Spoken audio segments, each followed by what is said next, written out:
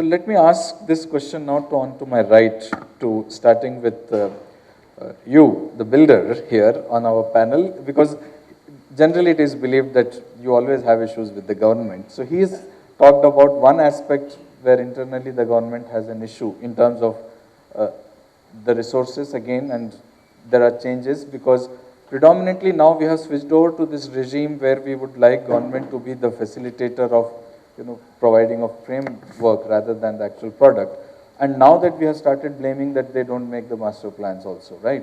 And how do you see that, because you are directly getting affected by it, and also you are indirectly also telling the whole society what to do, because now we only talk about buying real estate, and that to a particular segment, because the demand of housing for the real needy and also the first time owners, that gap has not been able to fulfill. So who would do that? I mean, you as a, I mean, I'm just using you as an example to represent the builders lobby, is only catering to a particular segment which already has money. It's just that you're making the product available, they're coming and buying. But what about those people who need certain kind of a support system from the government in terms of cheaper land values? Where do you see the problem, I mean, with the government? I think you, Mike. See, the problem is the land cost. Now, if something has to be delivered at a cheaper price, the input has to be at a cheaper price too. See, there's so much of land which is locked in into various kind of issues like litigations with different parties, and mostly it is somewhere or the other the government is involved. So they have to dispose those cases in time and make the land available at a cheaper price, so that, and with a specific target in mind. When we say specific target, what I mean is, it has to be given, like the government did the auctions, right? Now those auctions were done, but nothing came out of it. You know the whole story, I don't need to go back into that part of it.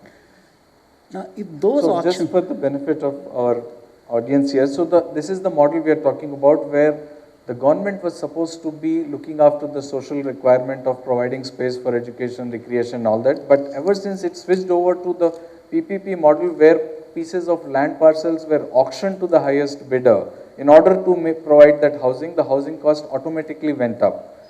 But that was the result because you asked the government to become a facilitator and not the provider. Correct.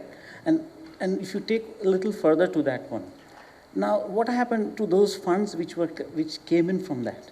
Those funds were supposed to be plowed back into the development. Did it happen? No. Those funds, they vanished.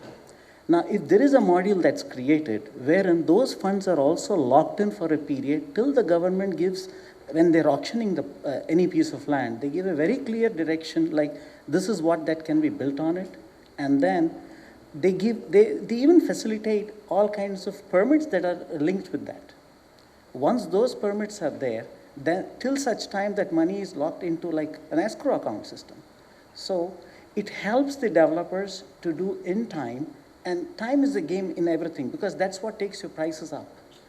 That will control the pricing, and that will help the people to get product at a cheaper price. So that's where the government has to come in. And second part would be council. See, the whole city, if you look at the length and breadth of Hyderabad today, it's highly impossible to manage sitting at one GHMC office. It's not possible. So why aren't they dividing it into various sections? Why aren't the councils being formed, and why aren't the council being given the power to handle things at a local body level? So that's one part of it. Now, how can the government help to make the housing cheaper? There is a way. Instead of trying to make houses and give it to them, they can also think of giving a subsidy where a developer develops it and putting it directly, like what the Aadhaar card system has done it. If they decide, like for a particular level of people, they would give an input credit of, let's say, 2 lakh rupees for a BPL family. That family can approach. Those developments can be done, and I think... No, but you are talking about a time when the development is already, can be visualized there. The area is already growing. Correct.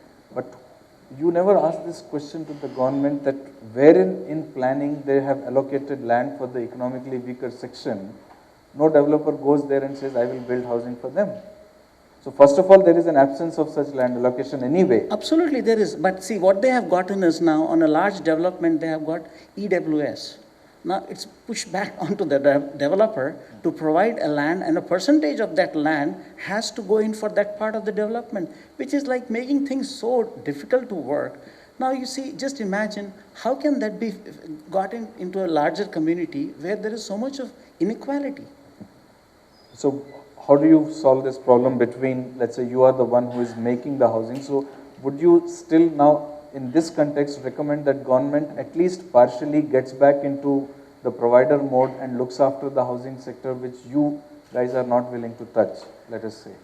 Government should always be the policy maker, not the executant. But if you do that, then you are not being able to fulfill the requirement of the other aspects of the society need. There is a model that needs to be created where that model helps, as I said, on a subsidy basis. There are people who do different level of housing.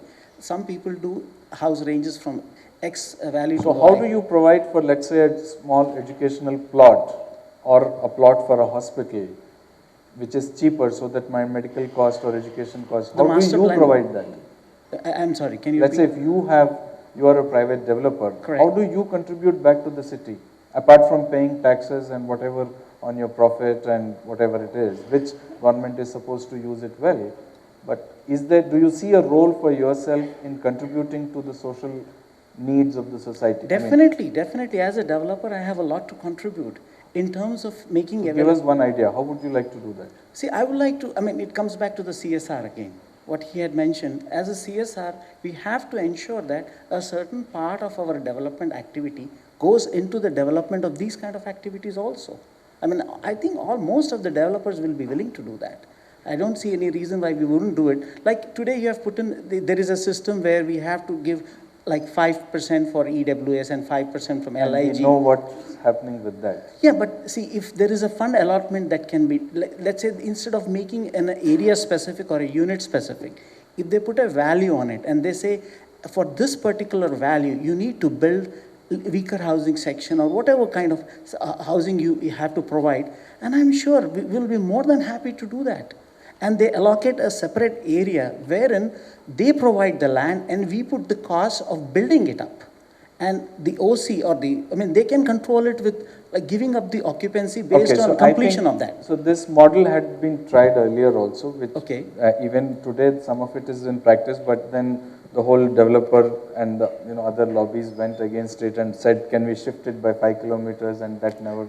Yeah, it but see, happens in a different way. here the developer is asked to develop it by himself within his own facility. That is where the challenge is happening. What I meant was... No, but that's the result because the government is saying that we have facilitated this development for you, so you must contribute back. So that's the idea. So let's